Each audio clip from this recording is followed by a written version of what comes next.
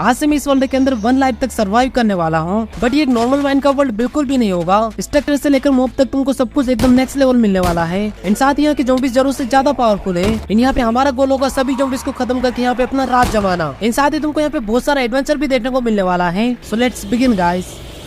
World create करते से मैं स्पॉन होता हूँ एक बड़े से आइलैंड के ऊपर, जो कि नॉर्मल आइलैंड तो बिल्कुल भी नहीं लग रहा था। यहाँ की ग्रास भी काफी ज्यादा अजीब तरीके की थी। इन साथ ही इसके बीचों बीच एक तालाब बना हुआ था। आई थिंक ये आगे जाके अपने काफी ज्यादा काम आ सकता है, बट ये क्या काम आएगा उसका मुझे कोई आइडिया नहीं था। इन यहाँ के ट्री तो कुछ ज्यादा ही अजीब दिख रहे थे। ऐसे ट्री तो मैंने आज तक माइनक्राफ्ट में नहीं देखे थे। इन साथ यहाँ पे अजीब से दिखने वाले कुछ बर्ड्स भी थी। मैं इसको एक्सप्लोर कर ही रहा था कि मुझे यहाँ पे एक स्पाइडर दिखाई देती है। पहले तो मुझे उसके पास जाने में थोड़ा डर लग रहा था, बट जैसे मैं उसके पास पहुंचा तो मेरे ऊपर अटैक बिल्कुल भी नहीं कर रही थी। आई थिंक ये यहाँ का पीसफुल एनिमल है। इन यहाँ की ट्रीज के नीचे से मुझे कुछ कोकोनट्स मिल जाते हैं, जिससे मुझे पता चल गया कि ये वाले ट्रीज कोकोनट्स के हैं। एंड साथ ही मुझे ओशन के किनारे से कुछ सेल भी मिलती है, जो कि मेरे क्या काम आएगी इसका मुझे कोई आइडिया नहीं था। कुल मिला के गाइस मैं तुमको एक ही बात बोलना चाहूंगा कि यहाँ की किसी भी चीज के बारे में मुझे कोई भी आइडिया नहीं था। इन यहाँ पे कोकोनट का गिरना मेरे लिए बहुत ही ज्यादा अच्छी बात थी। इसके कारण मुझे फूड के लिए परेशान होने की जरूरत ही नहीं थी। थोड़ी देर में मुझे पता चलता है कि मेरे पास एक गन भी है, जिसको मैंने चलाने का भी ट्राई किया, बट वो तो फायर ही नहीं हो रही थी। मैं उसको केवल जूम कर पा रहा था। आई थिंक इसको चलाने के लिए मुझे किसी टेबल का यूज करना होगा। मे भी ऐसा हो सकता है। एंड सबसे इंपॉर्टेंट चीज मुझे यहाँ से एक बुक मिल जाती है, जिसके अंदर दुनिया भर के मॉब्स की डिटेल दे रखी थी। एंड इसके अंदर ऐसे ऐसे एनिमल थे जो कि मैंने माइनक्राफ्ट तो छोड़ो किसी मूवी के अंदर भी नहीं देखे थे। एंड इन सभी की कुछ पर्सनल डिटेल्स भी लिखी हुई थी। उसके बाद फटाफट से मैंने थोड़ा वुड जमा किया। इतने में ही मुझे थोड़ी भूख लग जाती है, तो मैंने थोड़े से कोकोनट्स को खाया। एंड इस आइलैंड के आसपास कुछ और आइलैंड्स भी थे, जहाँ पे अपन थोड़ी प्रिपरेशन करने के बाद जाएंगे। दिन अचानक से गाइस मुझे यहाँ पे एक ज़ॉम्बी दिखाई देता है, जो कि दिन में भी नहीं जल रहा था। तो इस चीज को देख के मैं थोड़ा और ज्यादा डर जाता हूँ। मैं इसको मार ही रहा था कि फिर मुझे पता नहीं क्या चुन मस्ती, मैं इसको नीचे जाके मारने का सोचता हूँ। एंड उसके बाद कुछ ये होता है। बाय गॉड, उसने मेरे को 2 हिट में निपटा दिया। भाई इतना ज्यादा पावरफुल मॉब कौन देता है यार स्टार्टिंग में। फिर क्या था, मैं वापस से उसी वर्ल्ड को रिक्रिएट करता हूँ। यहाँ पे मुझे अचानक से एक नया पक्षी दिखाई देता है, जो की कौवा था। जैसे मैं इसके पास जाता हूँ तो भाई साहब यहाँ पर जो पक्षी उड़ रहे थे वो मेरे ब्रेड को चुरा के भाग जाते हैं। एंड इसी के साथ मेरे 2 ब्रेड गायब हो चुके थे। एंड देखते ही देखते मेरा तीसरा ब्रेड भी चोरी हो जाता है। भाई इनसे बच के रहना पड़ेगा, नहीं तो ये मेरा सारा फूड खा जाएंगे। उसके बाद वापस यहाँ से थोड़ा वुड जमा किया। देन उसके बाद मैंने फटाफट से एक क्राफ्टिंग टेबल बनाई। एंड इतने में ही मुझे यहाँ पर ओशियन के अंदर बहुत बड़ी व्हेल दिखाई देती है। उसके बाद मैंने एक आध बर्ड को भी निपटाया। इन्होंने मेरे को परेशान करके रख दिया था। देन फटाफट से अपने लिए कुछ वुडन टूल्स बनाए। देन उसके बाद फटाफट से यहाँ से थोड़ी सेंड जमा करी। एंड ये काम करते करते मुझे ऑलमोस्ट नाइट हो जाती है। तो मैं फटाफट से एक टावर बना के उसके ऊपर चढ़ जाता हूँ, बिकॉज मैं अभी ज़ॉम्बी से बिल्कुल भी नहीं टकराना चाह रहा था। देन थोड़ी देर में यहाँ पे बहुत सारे ज़ॉम्बी स्पॉन होना शुरू हो जाते हैं। एंड सबसे बड़ी बात, यहाँ पे एक म्यूटेंट ज़ॉम्बी स्पॉन हो जाता है, जिसको देख के मैं थोड़ा और ऊपर चला जाता हूँ। इन्हें म्यूटेंट ज़ॉम्बी खुद से मॉब को स्पॉन कर पा रहा था। एंड अपने आसपास बहुत सारे मॉब्स को जमा करते जा रहा था। इसके डर से मुझे पूरी रात टावर के ऊपर ही बितानी पड़ती है। एंड सुबह होते से यहाँ पे बारिश शुरू हो जाती है। #फूटी किस्मत। एंड भाई लिटरली ज़ॉम्बी इतने ज्यादा हो चुके थे कि मेरी स्क्रीन भी लैग करने लग गई थी। अभी मेरे पास केवल एक ही ऑप्शन बचा था यहाँ से एस्केप करने का। 1 2 3 गो।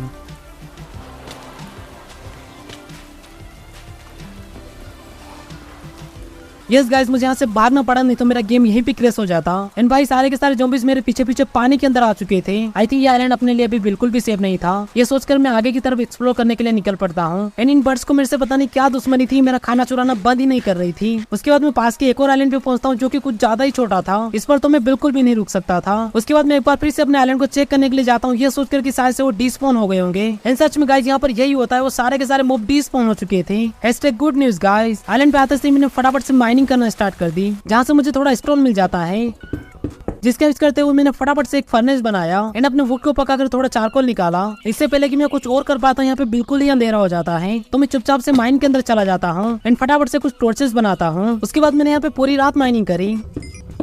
इस दौरान मुझे यहाँ पर एक और नई और मिलती है, जो की थी टाइटेनियम की। एंड साथ ही मुझे यहाँ से थोड़ा आयरन भी मिल जाता है। एंड जैसे मैं बाहर आता हूँ तो मुझे पता चलता है कि यहाँ पर तो वापस से नाइट होने वाली है। मीन्स मुझे माइनिंग करने में काफी ज्यादा टाइम लग चुका था। उसके बाद मैंने अपने टाइटेनियम को भी पकाने का ट्राई किया, बट वो तो स्मेल्ट ही नहीं हो रहा था। तो मैं इसको निकाल के वापस से आयरन को डाल देता हूँ। देखते ही देखते गाइस यहाँ पे वापस से नाइट हो जाती है। मुझे तो ऐसा लग रहा था जैसे यहाँ के दिन कुछ ज्यादा स्पीड से जा रहे हैं। अब देखो यहाँ पे खड़े खड़े देखने से कुछ भी नहीं होने वाला था, इसलिए मैं थोड़ा सा नीचे जाके सभी ज़ॉम्बीज़ की वाट लगाता हूँ। मैं पूरी रात बस यही काम करता रहा। एंड इन मॉब्स ने यहाँ पे कुछ ज्यादा ही चीजें ड्रॉप कर दी थी। मॉर्निंग होते से मैंने सारा सामान जमा किया। देन फटाफट से थोड़ा और वुड जमा किया। लगे यहाँ के फालतू के ब्लॉक्स को बैठा दिया। मैं यहाँ पर अपना काम कर ही रहा था कि यहाँ पे अचानक से एक और ज़ॉम्बी स्पॉन हो जाता है। इस वर्ल्ड में दिन दहाड़े कुछ भी स्पॉन हो जाता है। उसके बाद मैंने फटाफट से यहाँ पे एक ब्लास्ट फर्नेस बनाया। एंड उसके अंदर अपने टाइटेनियम को पकने के लिए डाल दिया। एंड देखते देखते यहाँ पे वापस से नाइट हो जाती है। तो मैं आसपास जितनी पॉसिबल हो सके उतनी टॉर्चेस लगाता हूँ। रात होते से यहाँ पे बहुत सारे ज़ॉम्बी स्पॉन होना शुरू हो चुके थे। तो फिर क्या था, मैं वापस उन सभी की वाट लगाता हूँ। एंड मेरी पूरी रात यही काम करने में निकल जाती है। दिन अचानक से वापस से बीन मौसम बरसात शुरू हो जाती है। लगातार बारिश के कारण यहाँ पे मॉब स्पॉन होना बंद ही नहीं हो रहे थे।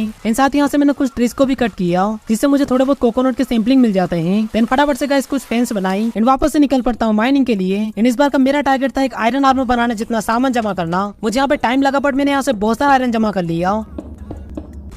इस साथ यहाँ से मैंने बहुत सारी ग्रेवल भी जमा करी जो कि अपने बहुत काम आने वाली है। बाहर आते से यहाँ पर मैंने कुछ फेंस लगाई जिससे कि मुझे बार बार ब्लॉक के ऊपर ना चढ़ना पड़े। अब देखो मुझे यहाँ पर फेंस बार बार बनानी पड़ी इसलिए मुझे थोड़ा ज्यादा टाइम लग गया। अब मुझे डर इस बात का था कि कहीं ये फेंस को खुद के ना आ जाए तो मैं वापस से कुछ ब्लॉक्स के ऊपर चढ़ जाता हूँ। एंड साथ ही मैंने अपने आयरन को भी स्मेल्ट होने के लिए डाल दिया। अभी मुझे वेट था बस ज़ॉम्बीज़ के स्पॉन होने का। एंड जैसे गाइस यहाँ पे बारिश शुरू होती है तो सारे के सारे ज़ॉम्बीज़ भाग भाग के आने लग जाते हैं। इन सही में गाइस ये फेंस के अंदर बिल्कुल भी नहीं आ पा रहे थे तो फिर क्या था, मैं फटाफट से एक शॉट बना के उन सभी की वाट लगाता हूँ।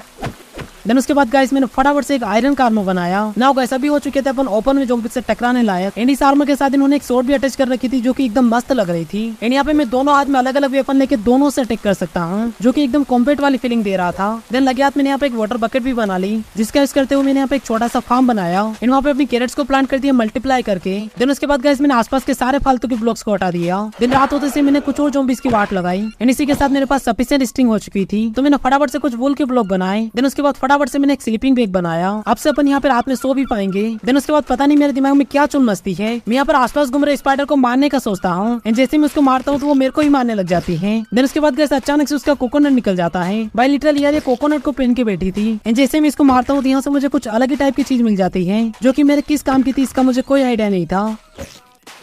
देन उसके बाद गाइस यहाँ पे मैंने कुछ चेन को प्लेस किया ऑफकोर्स भाई इसको थोड़ा एक जैसा करने के लिए। उसके बाद गाइस मैं सीधा निकल पड़ता हूँ ग्रेट आई को ढूंढने के लिए जिसकी मुझे अभी बहुत ही ज्यादा जरूरत थी। ये आइलैंड मेरे आइलैंड के काफी ज्यादा पास में था बट इसके अंदर जाने से मुझे काफी ज्यादा डर लग रहा था बिकॉज अंदर बहुत सारे ज़ॉम्बीज़ हो सकते थे। तो मैं अपनी बोट में बैठे बैठे ही इसको एक्सप्लोर करता हूँ। देन फाइनली गाइस मुझे यहाँ से कुछ फ्लोर्स मिल जाते हैं। एंड पता नहीं क्यों बट यहाँ के जंगलों के बीच एकदम खतरनाक सन्नाटा छाया हुआ था जो की मुझे बहुत ही ज्यादा डरा रहा था। बट फिर भी मैं डरते डरते इस जंगल के अंदर जाता हूँ बिकॉज मुझे ग्रेट आई की बहुत ही ज्यादा जरूरत थी। एंड भाई अंदर से और भी ज्यादा भयानक लग रहा था। एंड जैसे मैं इसके अंदर जाता हूँ तो यहाँ से मुझे कुछ काव मिल जाती है जिनसे मैंने थोड़ा फूड जमा किया। जाते जाते यहाँ से मैंने एक ओक ट्री को भी कट किया। इन साथ ही थोड़ी डर्ट भी जमा करी। पास में मुझे एक स्ट्रक्चर दिखाई देता है जिसको मैं देखने के लिए चला जाता हूँ। एंड ये स्ट्रक्चर लिटरली पूरी तरीके से वीरान हो रखा था। एंड यहाँ पे केवल कुछ ब्लॉक्स थे उसके अलावा कुछ भी नहीं था। एंड कुछ ही देर के बाद मैं वापस से अपने आइलैंड पे लौट आता हूँ। देन फाइनली गाइस यहाँ पे मैंने कुछ कॉन्क्रीट पाउडर बनाया जिसको पानी के अंदर लगा के मैंने कॉन्क्रीट ब्लॉक में कन्वर्ट किया। नाउ गाइस अभी यहाँ पे मैं बहुत ही ज्यादा ओपी चीज बनाने वाला हूँ जो की आगे जाके अपने बहुत ही ज्यादा काम आने वाली है जो की थी एक वर्क बेंच। एंड इसका यूज करते हुए अपन यहाँ पे बहुत सारी गन्स को बना सकते हैं। इन सभी की अपनी कुछ स्पेशल बुलेट्स हैं जिनको क्राफ्ट करने के लिए अपने को बहुत सारा मटेरियल चाहिए होगा। एंड यहाँ से मुझे पता चलता है कि मैं किस तरीके से अपनी गन को रीलोड कर सकता था। एंड भाई सच में यार इसके लिए मुझे किसी वर्क बेंच की जरूरत नहीं थी। हैशटैग अपना तो पोपट हो गया यार। देन उसके बाद गाइस मैंने बोन मिल का यूज करते हुए यहाँ से बहुत सारे कैरेट्स को जमा किया। दिन रात होने के बाद फाइनली मैंने अपनी गन का इस्तेमाल किया। एंड लिटरली गाइस मैं 2 हिट में किसी भी मॉब को मार पा रहा था। इन सच में गाइस इसकी रेंज भी बहुत ज्यादा थी। उसके बाद मैंने दिन में भी कुछ मॉब के ऊपर इसको ट्राई करके देखा। भाई लिटरली यार इसमें मुझे सबसे ज्यादा मजे आ रहे थे। देन उसके बाद मैंने फालतू में कुछ स्पाइडर्स की भी वाट लगाई। मुझे अपने बुलेट्स को फालतू में खराब करने में बहुत ही मजे आ रहे थे। नाउ गाइस अभी मुझे आगे की प्रोग्रेस करने के लिए बहुत सारा सामान चाहिए होगा तो मैं सीधे निकल पड़ता हूँ माइनिंग के लिए। लिटरली गाइस यार इस बार मैंने काफी देर तक माइनिंग करी। दिन अचानक से यहाँ पे वो होता है जो मैंने बिल्कुल भी एक्सपेक्ट नहीं किया था। यहाँ पर पता नहीं कहाँ से दुनिया भर के ज़ॉम्बीज़ आ जाते हैं। भाई लिटरली अगर यहाँ पर मैंने थोड़ा भी एक्टिवली नहीं सोचा होता तो मैं पक्का निपट जाता। बड़ी मुश्किल से मैं यहाँ पे सर्वाइव कर पाया। माइनिंग के दौरान मुझे यहाँ से बहुत सारा टाइटेनियम मिल जाता है। एंड साथ ही यहाँ से मुझे सफिशिएंट आयरन भी मिल जाता है। अब तो मुझे अपनी ही बनाई हुई माइन के अंदर जाने से डर लग रहा था। रास्ते में मुझे यहाँ पर एक केव मिलती है जिसके अंदर दुनिया भर के मॉब भरे हुए थे। देन उसके बाद फटाफट से मैंने एक आयरन की पिकेक्स बनाई बिकॉज मुझे थोड़ा गोल्ड भी चाहिए था। यहाँ पर मुझे गोल्ड तो बहुत सारा मिल जाता है बट साथ में फ्री का डायमंड भी मिल जाता है। इन इतना सारा आइटम जमा करने में मुझे लगभग 3 से 4 दिन लग गए। एंड भाई लिटरली बाहर आने के बाद मैंने थोड़ी चैन की सांस ली बिकॉज अंदर तो मुझे एक ही बात परेशान कर रही थी कि कहीं से ज़ॉम्बी ना आ जाए। देन उसके बाद फटाफट से अपने गोल्ड और आयरन को स्मेल्ट होने के लिए डाल दिया। देन उसके बाद मैंने अपनी कैरेट के फार्म को थोड़ा सा बढ़ा के वहाँ पे पोटैटोस को प्लांट कर दिया। एंड साथ ही अपना ओक ट्री भी बड़ा हो चुका था तो फटाफट से उसको भी कट किया। एंड वहाँ से मिली सैंपलिंग को वापस से प्लांट कर दिया। नाउ गाइस अभी मुझे यहाँ पे एक ऐसी चीज बनानी थी जिसका यूज करके अपन फास्ट ट्रेवल कर पाएंगे बट उससे पहले मुझे उसके लिए कुछ पार्ट्स बनाने होंगे तो मैं फटाफट से अपने उसी काम में लग जाता हूँ। अगले पार्ट के लिए मुझे बहुत सारा वुड चाहिए होगा तो मैंने फटाफट से अपना वुड जमा करना शुरू कर दिया। देन फाइनली गाइस अभी टाइम आ चुका था अपने प्लेन को बनाने का। एंड जैसे मैं इसको प्लेस करता हूँ तो लिटरली गाइस ये तो कुछ ज्यादा ही बड़ा लग रहा था। मैंने इसको आगे बढ़ाने का बहुत ट्राई किया बट ये तो आगे बढ़ने का नाम ही नहीं ले रहा था। उसके बाद मुझे पता चलता है कि इसके अंदर मुझे फ्यूल भी डालना होगा। देन गलती से पता नहीं मैं कौन सी की दबा देता हूँ कि भाई हवा में उड़ने लग जाता है। एंड इसके कंट्रोल के बारे में ना पता होने की वजह से मैं सीधे पानी में जाके क्रैश हो जाता हूँ। तो मैं फटाफट से सुबह करके इसको वापस से लेने आता हूँ। बट अब इसके आसपास कुछ ज़ॉम्बीज आ चुके थे भाई। इनकी पानी में चलने की स्पीड तो कतई खतरनाक थी। देन उसके बाद गाइस फटाफट से मैंने यहाँ पे कुछ बुलेट्स बनाई, इन्हें अपने ड्रोन की एक एक करके वाट लगाई। बट सबसे बड़ी समस्या यह थी कि मैं प्लेन के अंदर बैठ ही नहीं पा रहा था। आई थिंक इसके इंजन के अंदर पानी चला गया होगा। उसके बाद मैं उसको बूस्ट करने के लिए थोड़े से रॉकेट भी बनाता हूँ, बट फिर भी गाइस उसका इंजन स्टार्ट ही नहीं होता है। एंड भाई ये ड्रोन मेरे को अलग परेशान कर रहे थे। मैंने उसको लीड से भी निकालने का ट्राई किया, बट वो तो फिर भी नहीं निकल रहा था। मैं यहाँ पर फर्स्ट पर्सन में रिकॉर्ड कर ही रहा था कि भाई अचानक से पीछे ज़ॉम्बी आ जाता है, जिसको देखी कसम से मैं तो डर ही गया था। थैंक गॉड कि मेरे पास गन थी, जिससे मेरा डर थोड़ा कम हो गया। नाउ कैसे भी मेरे पास बस एक ही ऑप्शन बचता है, मुझे यहाँ पर एक नया प्लेन बनाना होगा। बट उससे पहले मुझे उसके लिए एक रनवे भी बनाना होगा, जिससे कि मैं उसको अच्छे से कंट्रोल कर पाऊँ। तो फिर क्या था, मैं फटाफट से अपनी सेंड को जमा करना शुरू कर देता हूँ। इस दौरान मुझे यहाँ पे कुछ और दिखती है, तो मैं बिना वजह उसके ऊपर फायर कर देता हूँ। मुझे ऐसा लग रहा था जैसे वो बाहर नहीं आ पाएगी, बट मेरा ये वेम थोड़ी देर में टूट जाता है। भाई वो लिटरली मेरे ऊपर अटैक कर देती है। उसके बाद मैंने उसको बिल्कुल भी नहीं छेड़ा। भाई गॉड यहाँ पे किसी भी चीज पे भरोसा नहीं किया जा सकता। देन उसके बाद मैं वापस से अपने बच्चों के काम को कंप्लीट करता हूँ। नाउ गाइस अभी अपन अपना रनवे यहाँ पे बनाने वाले हैं, एंड मेरे हिसाब से गाइस एकदम मस्त लगने वाला है। तो फिर क्या था गाइस, मैं फटाफट से अपने रनवे के ऊपर काम करना शुरू कर देता हूँ। एंड इसके सेंटर में मैंने स्टोन का यूज किया, जो कि मेरे हिसाब से अच्छा ही लगना चाहिए। देन थोड़ी देर में गाइस फाइनली अपना रनवे बनके तैयार हो जाता है। एंड भाई ये सच में यार दिखने में कुछ ज्यादा ही अच्छा लग रहा था। एंड जब मैं प्लेन के लिए सामान जमा कर रहा था, तो भाई साहब यहाँ पे अचानक से एक ज़ॉम्बी मेरे ऊपर अटैक कर देता है। एंड मुझे अजीबोगरीब इफेक्ट मिल जाता है। भाई लिटरली मुझे यहाँ पे सब कुछ दिखना बंद हो जाता है। मैं यहाँ पे पक्का निपट जाता अगर मेरे पास गन और आर्मर नहीं होता तो। मुझे ऐसा लग रहा था जैसे ये वर्ल्ड धीरे धीरे और भी ज्यादा हार्ड होते जा रहा है। देन उसके बाद गाइस फटाफट से मैंने एक और प्लेन बनाया, एंड इसके अंदर बहुत सारा फ्यूल डाल दिया। नाउ गाइस अभी टाइम आ चुका था अपने एरोप्लेन को उड़ाने का। भाई बस कोई गड़बड़ ना हो यार। एंड अगर इस बार ये प्लेन क्रैश हुआ तो मैं इसको पक्का नहीं बना पाऊंगा। देन उसके बाद मैं बजरंगबली का नाम लेके फाइनली अपनी फ्लाइट को स्टार्ट करता हूँ। पहले तो गाइस मुझे ऐसा लगा जैसे ये नहीं उड़ेगा, लेकिन एट द एंड जाके फाइनली ये उड़ ही जाता है। एंड भाई सच में ऊपर उड़ने का मजा ही कुछ और होता है। एंड यहाँ पर मैंने जो अपना रनवे बनाया था वो भी दिखने में एकदम कूल लग रहा था। नाउ गाइस अभी देखो मैंने इसको उड़ा तो लिया था, बट इसको लैंड कैसे करना है इसका मुझे कोई आइडिया नहीं था। बट फिर भी मैं उसको लैंड करवाने का पूरा ट्राई करता हूँ।